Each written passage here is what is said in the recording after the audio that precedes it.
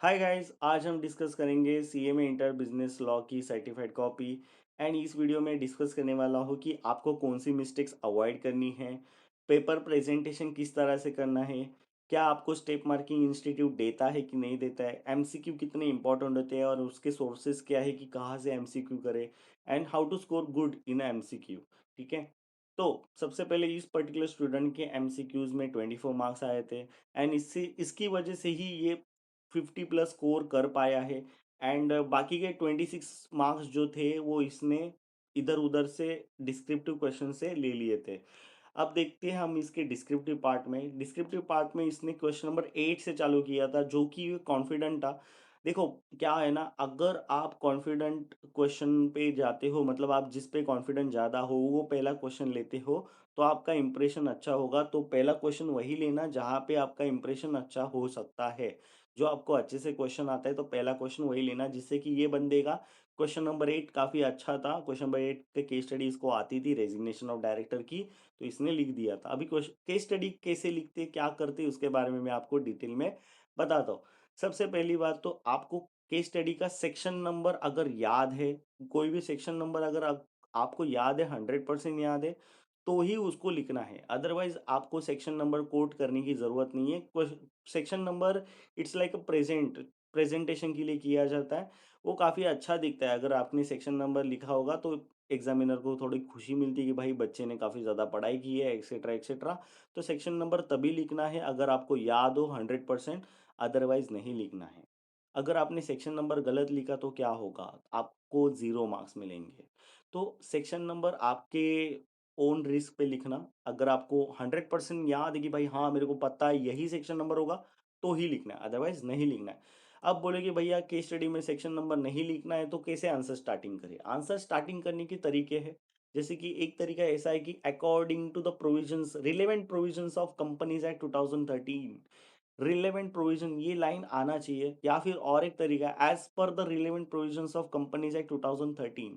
ये दो लाइन आप यूज कर सकते हो स्टार्टिंग करने के लिए। ठीक है। जैसे कि ये बंदे ने क्या किया है, ये स्टूडेंट ने क्या किया है, resignation is defined under section 168 of Companies act 2013। इस तरह से आपको स्टार्टिंग नहीं करनी है। अगर आपको सेक्शन नंबर पता हो तो किस तरह से स्टार्टिंग करनी है, according to section 168 of Companies act 2013 resignation is defined. बाकी के जो भी पॉइंट्स है वो आ जाने चाहिए। अब देखो यहाँ पे क्या है ना, ये रेजिग्नेशन ऑफ डायरेक्टर का क्वेश्चन था। तो रेजिग्नेशन के बारे में पूछा था, बट ये स्टूडेंट ने क्या किया है, ज़्यादा इररिलेवेंट इंफॉर्मेशन भी यहाँ पे डाल दी है। जैसे कि फॉरेन डायरेक्टर का इंफॉर्मेशन देने की ज़रूरत नहीं थी कि भाई फॉरेन डायरेक्टर को रिज़ाइन करना होगा तो वह किस तरह से दे सकता है। तो ये वाली इंफॉर्मेशन देने की बिल्कुल भी ज़रूरत नहीं थी, फिर भी उसने दे दिया था। ठीक है। उसके बाद में जो बाकी का पार्ट है, जो भी रिलेवेंट पार्ट था उसने केस स्टडी से रिलेटेड, तो उसने लिख दिया था यहाँ पे। अब देखो यहाँ पे उसने केस लॉ का भी रेफरेंस दिया है, जो कि एक केस लॉ था, उसके बारे में भी एक रेफरेंस दिया था। तो ये भी आपको अगर याद हो तो ही लिखना है। अगर गलत रेफरेंस दिया केस लॉ का, आपको 0 मार्क्स मिलेगा, कसम से 0 मार्क्स मिलेगा। वो देखेगा, वो इधर उधर कुछ नहीं, वो 0 मार्क्स देके खत्म कर देगा आपकी कहानी। तो आपको केस लॉ अगर याद हो, जैसे कि इस स्टूडेंट को याद था पूरा केस लॉ, तो इसने लिख दिया। ये ईयर भी है ना 2002, ये भी अगर आपको याद हो तो ही लिखना है, अदरवाइज नहीं लिखना है। देखो, हर एक छोटी छोटी चीज आपको ऑब्जर्व करके चलना है। मैंने अपने टाइम पे कभी भी केस लॉ नहीं लिखा है, still I am able to score good marks in law. ठीक है। तो आपको भी ऐसे करना है। अगर आपको याद नहीं होता तो नहीं होता, तो नहीं लिखो, कोई इशू नहीं है। इसके बाद में ये प्रोविजन लिखने के बाद ये स्टूडेंट ने क्या किया, केस स्टडी को एक्सप्लेन किया, एनालिसिस किया। देखो, सेकेंड थिंग क्या करनी है आपको, एनालिसिस करना है। केस स्टडी के बारे में एनालिसिस करना है कि केस स्टडी में एग्जैक्टली हो क्या रहा है। ठीक है। तो उसने उसका एनालिसिस किया। एनालिसिस करने के बाद उसने कंक्लूजन दे दिया। ये देखो, सेपरेटली एक कंक्लूजन दे दिया इसका कि भाई ऐसा ऐसा नहीं हो सकता, ये डायरेक्टर का रेजिग्नेशन हो सकता है या फिर नहीं हो सकता, वैलिड हो सकता है या फिर वॉइडेबल हो सकता है, जो भी हो सकता है। तो कंक्लूजन एक ऐसा दिया जाता है। और हाँ, कंक्लूजन के 1.5 मार्क्स होते हैं। अब बोलोगे भैया अगर हमें प्रोविजन नहीं आता, हमने इतना सब कुछ नहीं लिखा, बट हमने कंक्लूजन लिख दिया, क्या हमें मार्क्स मिलेंगे? Of course you will get 1.5 marks easily. ये स्टेप मार्किंग इंस्टीट्यूट की होती है। जैसे कि यहाँ पे देख सकती हो, इंस्टीट्यूट ने भी यहाँ पे S1 S2, मतलब इंस्टीट्यूट ने भी यहाँ पे स्टेप 1 स्टेप 2 मार्क्स दिए हैं। जैसे कि ये स्टूडेंट ने 5 मार्क्स स्कोर किए हैं। अब देखो इतना सब कुछ लिखने के बाद भी उसने 2 मार्क्स ये किए, because of why? Because of कुछ वर्ड्स ऐसे रहे होंगे, कीवर्ड्स रहे होंगे जिसकी जिससे वो मतलब क्या बोले, उसने नहीं देखा होगा एग्ज़ामिनर ने, इसकी वजह से उसके 2 मार्क्स यहाँ पे काटे गए हैं। या फिर उसकी जो प्रेज़ेंटेशन की स्टाइल थी वो उसको पसंद नहीं आई, इसकी वजह से 1 मार्क उसने काटा होगा। तो आपको भी क्या करना है, ठीक से, आराम से पढ़ के लेना है। इस बंदे ने काफ़ी अच्छे से प्रेज़ेंट किया था, but still he is able to score 5 marks, which is very, very good marks. अब आते हैं क्वेश्चन नंबर 8 के ए पार्ट में।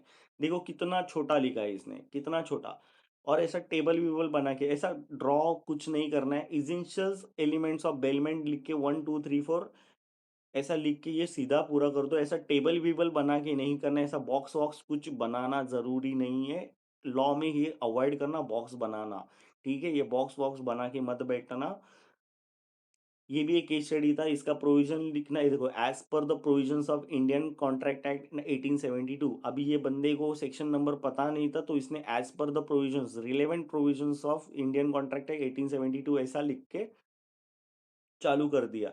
एंड उसके बाद में in this case, in the present case ऐसा भी लिख सकते हो कि आपने जो भी केस स्टडी में मतलब एनालिसिस किया है, उसके बारे में आप यहाँ पे डिस्कस कर सकते हो कि यहाँ पे जो भी क्या-क्या हुआ, मतलब उसने कंसेंट लिया, नहीं लिया, तो उसने मेरे को धोखा दिया, तो ये सब कुछ कहाँ पे आएगा? केस स्टडी के एनालिसिस पे आएगा। सबसे पहले आप क्या लिखोगे? प्रोविज़न लिखोगे, ठीक है? सबसे पहले क्या लिखोगे? प्रोविज़न लिखोगे। प्रोविज़न लिखने के बाद केस स्टडी में क्या-क्या एनालिसिस हुआ है, मतलब क्या-क्या देखा आपने, एक केस स्टडी को एक्सप्लेन करोगे आप दूसरे को, एग्जामिनर को एक्सप्लेन कर रहे हो कि तुम्हें क्या समझा वो केस स्टडी में, वो लिखोगे।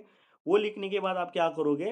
कंक्लूजन लिखोगे। देखो इसके कंक्लूजन के 1.5 मार्क्स है, जैसे कि इस बंदे ने 1.5 मार्क्स गेन किए। एंड बाकी के प्रोविजन के 3.5 मार्क्स हो सकते हैं, या फिर एनालिसिस एनालिसिस के 2 मार्क्स भी हो सकते हैं, कुछ बोल नहीं सकते। देन उसके बाद क्वेश्चन नंबर 7 ए, ये जो एथिक्स वाला पार्ट है इसके बारे में लिखा। देखो यहाँ पे बंदे ने कितना अच्छे से लिखा है। इमोशनल इंटेलिजेंस, यहाँ पे आपको अंडरलाइन करके चलना है कि भाई इमोशनल इंटेलिजेंस को अंडरलाइन करने के चलना है, और जो भी इंपॉर्टेंट कीवर्ड्स होते हैं उसको अंडरलाइन करके चलना है, जिससे कि क्या होता है कि सामने वाला जब देखता है ना एग्जामिनर, तो उसकी नज़र सीधे आपके हेडलाइन जो भी होते हैं ना, पॉइंट्स आप ड्रॉ करते हो, जिसके नीचे लाइन मारते हो आप, अगर उसके ऊपर चली गई तो हाँ, उसको पता चलेगा यस ये कीवर्ड है, यस मैं इसको मार्क्स दे दूँगा। तो ये बंदे को कितने मार्क्स मिले इसमें? सब ऐसे ही देखो, सब पॉइंट्स लिखे, इसने पॉइंट लिखा एंड इसके ऊपर नीचे इन्फॉर्मेशन लिखा, सेल्फ अवेयरनेस एक्सेट्रा एक्सेट्रा। तो ये बंदे को देखो स्टेप 1 के 4.5 मार्क्स मिले हैं, ठीक है? स्टेप 1 के 4.5 मार्क्स, टोटल इसको 5.5 मार्क्स मिले हैं इतना सब कुछ लिखने के। मतलब काफ़ी अच्छे से इसने लिखा था। देखो ये दिखने में बड़ा-बड़ा दिखता है, बट ये बंदे ने एक-एक लाइन छोड़ के रखा है। अगर आपको चाहिए तो ये आप ऊपर की लाइन में भी लिख सकते हो, ऐसा अच्छे से भी लिख सकते हो, देख सकते हो आप किस तरह से लिखना है। बट आपके पॉइंट्स अच्छे होने चाहिए, समझदारी से लिखना यहाँ पे, ठीक है? इसके बाद में क्वेश्चन नंबर 7 का ए पार्ट। अब देखो ये बंदे को है ना पता नहीं था ये एथिक्स का ये वाला पार्ट, इसने ठोकने की कोशिश की। Still he able to score 1.5 marks. कैसे? इसने कुछ ना कुछ ठोका और उसमें से कुछ पॉइंट्स सीधे बराबर आ गए, मतलब 3 पॉइंट्स, कोई कुछ तो कोई इसमें से 3 पॉइंट्स होंगे, ठीक है? 7 पॉइंट में से 3 पॉइंट्स ऐसे होंगे जो कि रिलेवेंट है, जो कि कीवर्ड्स थे। तो ये कीवर्ड्स के मार्क्स इसको कितने मिले? 1.5 मार्क्स। अगर आपको एग्जाम में कोई भी क्वेश्चन नहीं आता है, ठीक है? कोई भी क्वेश्चन अगर नहीं आता है और आप ठोकने की सोचते हो, तो ठोको। मैं तो बोलता हूँ ठोको, कुछ भी ठोको। जैसे कि इसने सीएफए का ये जो भी था एथिक्स वेथिक्स, इसमें ठोक के आया, फिर भी ये कितना स्कोर किया? 1.5 मार्क्स स्कोर किया, ठीक है? देन हम आते हैं क्वेश्चन नंबर 2 में। क्वेश्चन नंबर 2 में इसने एक्सेप्टेंस ऑफ कॉन्ट्रैक्ट के बारे में लिखा। सो एसेंशियल्स ऑफ कॉन्ट्रैक्ट लिखते चला, देखो यहाँ पे पूरा इसने लिखा, फिर भी इसको 1 मार्क मिला, ठीक है? 1 मार्क क्यों मिला? क्योंकि ये रिलेवेंट इन्फॉर्मेशन नहीं था।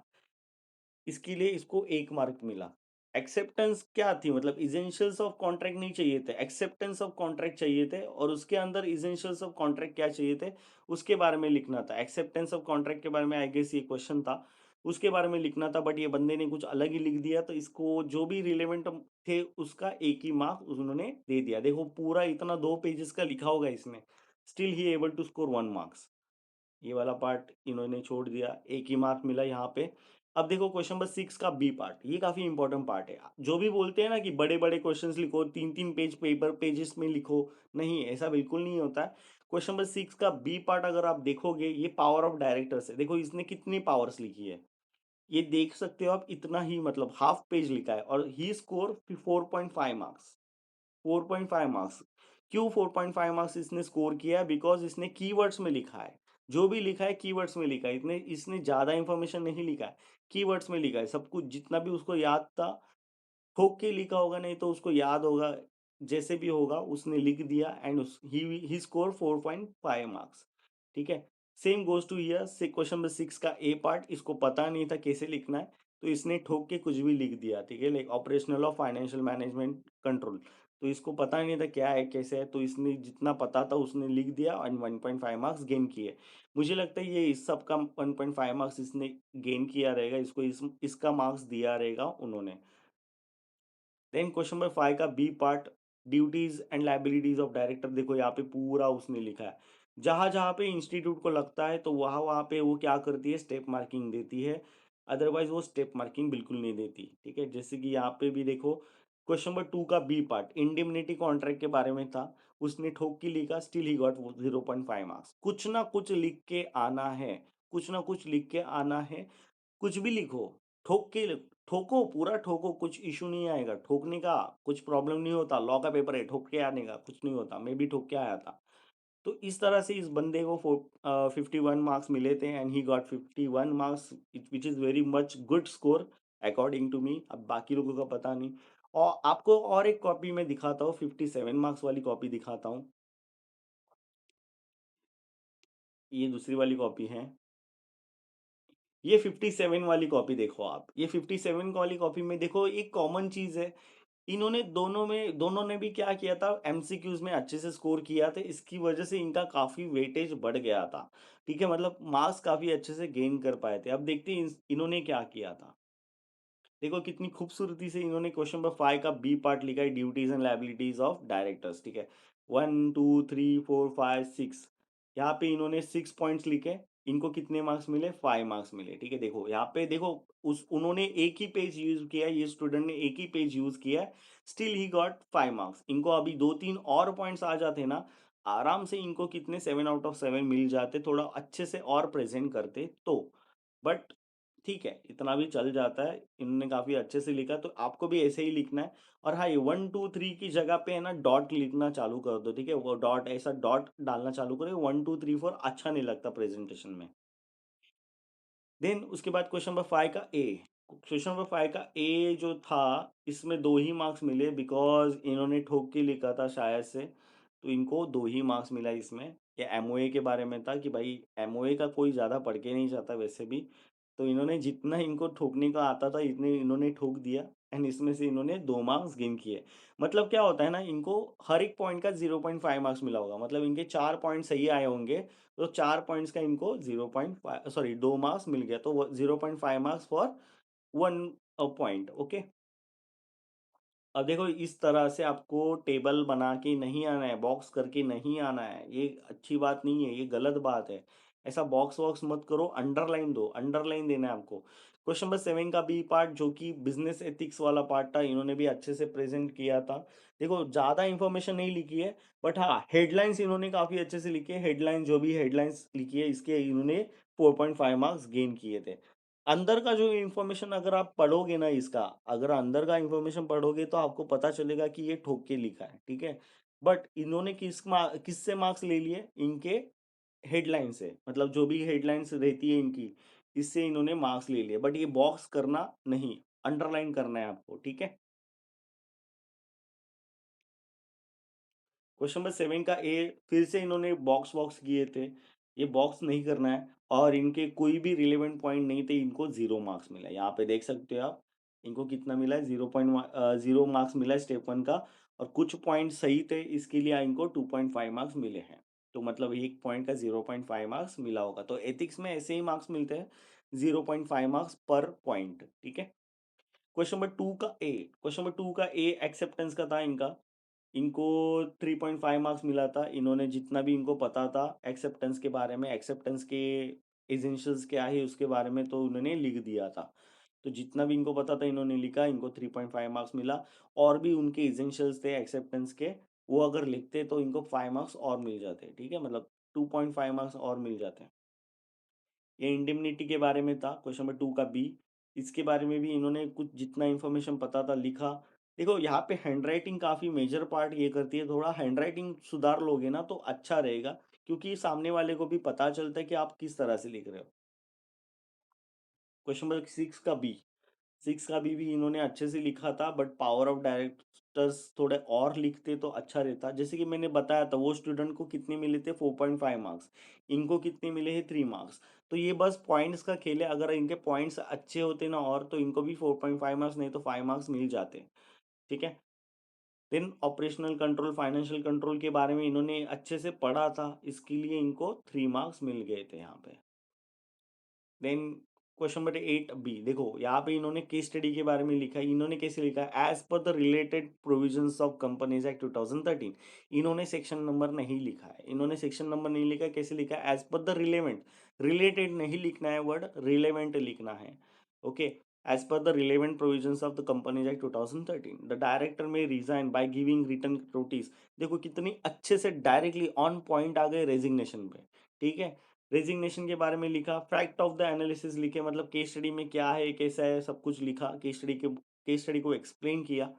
केस स्टडी को एक्सप्लेन करने के बाद उन्होंने कंक्लूजन दिया। तो देखो यहाँ पे कंक्लूजन का इनको 1.5 मार्क्स मिला एंड 3 मार्क्स इनको ऊपर का मिला। तो थोड़ा बहुत कुछ इंफॉर्मेशन रहा होगा प्रोविजन में, थोड़ी थोड़ी बहुत गलतियां होती रहती है, तो उसकी वजह से इंस्टीट्यूट ने थोड़े बहुत मार्क्स काट लिए, बट 4.5 मार्क्स मिलना काफ़ी अच्छी बात होती है केस स्टडीज में। देन क्वेश्चन नंबर 8 का ए, इनको पता नहीं था, बट हाँ देखो यहाँ पे मैं बोल रहा था ना कंक्लूजन, देखो इनको कंक्लूजन अच्छे से आता था। कंक्लूजन का 1 मार्क इनको मिल गया, थोड़ा और ज़्यादा लिखते तो 1.5 0.5 मार्क्स एक्स्ट्रा मिल जाते।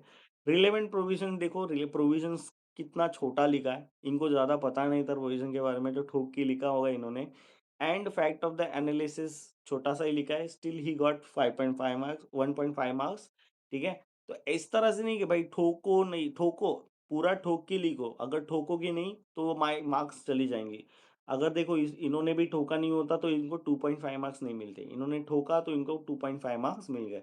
अगर ये सिर्फ कंक्लूजन लिखते ना तो 1 मार्क्स तो मिल ही जाते इनको आराम से। Okay,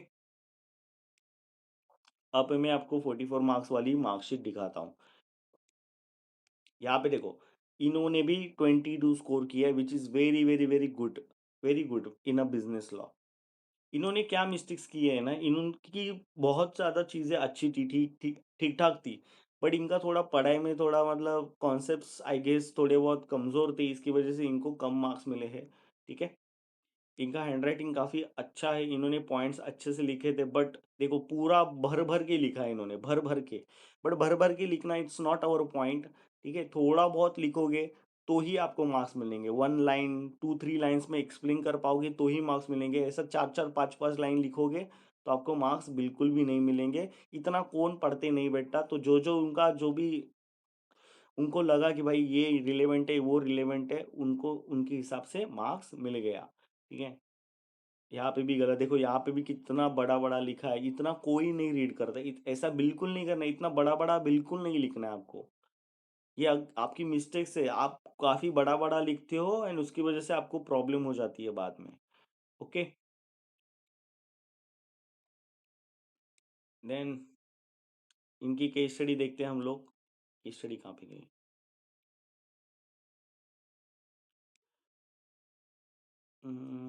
wait a second. हाँ, इनकी केस स्टडी देखो, इनकी केस स्टडी में भी देखो इन्होंने इस तरह से लिखा था, कुछ ना कुछ लिख के आए थे तो इनको 1.5 मार्क्स मिले थे। तो थोड़ा केस स्टडी पे ध्यान देना, केस स्टडी अगर लिखते हो तो थोड़ा अच्छे से लिखना। इन्होंने डायरेक्टली आई गेस कंक्लूजन ही लिख दिया था, यस इन दिस केस ऐसे एक्सेट्रा एक्सेट्रा कुछ ना कुछ लिख के आए थे, तो इनको 1.5 मार्क्स मिल गए थे। तो केस स्टडीज़ काफ़ी इंपॉर्टेंट है, तो सब लोग केस स्टडी करके जाना। एंड मोस्ट इम्पॉर्टेंटली एमसीक्यूज आपको कहाँ से करने हैं? एमसीक्यूज आपको MCQ bank, past year question papers, model question papers, study mat, इन 4 मटेरियल के अलावा आपको कुछ यूज़ नहीं करना है। And that's it. ये बिजनेस लॉ का सर्टिफाइड कॉपी था। मैं बाकी सर्टिफाइड कॉपीज भी आपको दिखाऊंगा, ठीक है। And thank you for staying for so long. मैं आपके 20 मिनट ले लिया हूँ, ठीक है, एंड सॉरी फॉर दिस। मैंने तीनों की तीनों कॉपीज आपको दिखाए, अच्छे से एक्सप्लेन किया कि आपको कहाँ मिस्टेक नहीं करनी है, कहाँ नहीं करनी है। और आपको एक बात और बता दूं कि आप जब पेपर लिखने जाते हो, ठीक है, जब आप पेपर लिखने जाते हो तो पॉजिटिव माइंडसेट से जाना, नेगेटिव माइंडसेट को बिल्कुल भी लेके मत जाना, नहीं तो आपका पेपर खराब होगा। और हाँ, जब भी केस स्टडी लिखते हो तो थोड़ा ध्यान से पेन डाउन करना केस स्टडीज को, बिकॉज केस स्टडीज छोटी इंफॉर्मेशन मांगती है, थोड़े से इंफॉर्मेशन में ज़्यादा मार्क्स दे देती है। ज़्यादा भी इररिलेवेंट इंफॉर्मेशन नहीं लिखना, जैसे कि वो बंदे ने लिखा था फॉरेन डायरेक्टर्स के बारे में, तो वैसे वाली इंफॉर्मेशन आपको, इररिलेवेंट इंफॉर्मेशन आपको केस स्टडी में पुट डाउन करने की ज़रूरत नहीं है। उससे कोई प्रॉब्लम नहीं होगा, मतलब नहीं किया फिर भी चल जाएगा। जो भी रिलेवेंट इंफॉर्मेशन है वही आपको देनी है, बाकी की कोई भी इंफॉर्मेशन आपको नहीं देनी है जो कि केस स्टडी से रिलेटेड ना हो, ठीक है। Thank you, bye bye.